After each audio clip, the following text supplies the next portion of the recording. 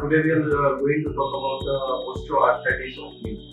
Osteoarthritic knee એટલે કે જે આપણે સાદી લેંગ્વેજમાં કહેવાય એ ગોઠણનો ઘસારો કહેવાય.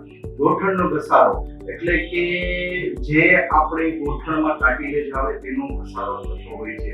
જે એલ્ડરલી પેશન્ટમાં ખાસ મેજરલી જે એલ્ડરલી પેશન્ટ હોય છે 50 વર્ષની ઉપર હોય છે એના પછી એ જોવામાં મળે છે.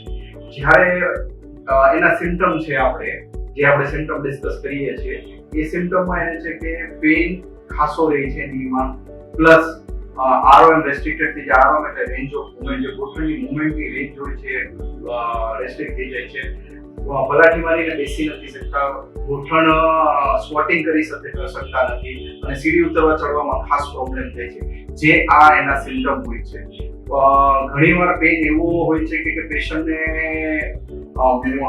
રોજ માટે પેઇન કિલર લેવાની જરૂર પડે છે.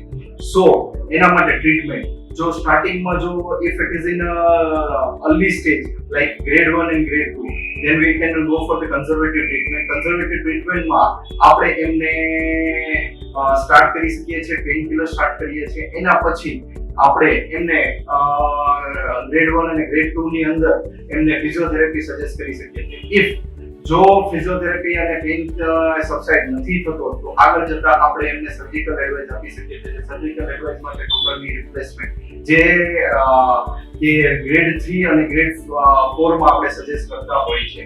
ટોટલ ની રિપ્લેસમેન્ટ એક સારો ઓપ્શન છે જે કે 55-60 વર્ષની ઉંમરની આસપાસ કરવામાં આવે છે અને એનાથી ટોટલ ની રિપ્લેસમેન્ટ કરવાથી પેઇન ફ્રી ની મળે છે અને આરઓએમ જે કે રેન્જ ઓફ મૂવમેન્ટ કહેવાય છે નીની એ ખૂબ જ સારી થઈ જાય છે. પેશન્ટ પાછો નોર્મલ લાઈફ સાયકલની અંદર આવી જાય છે.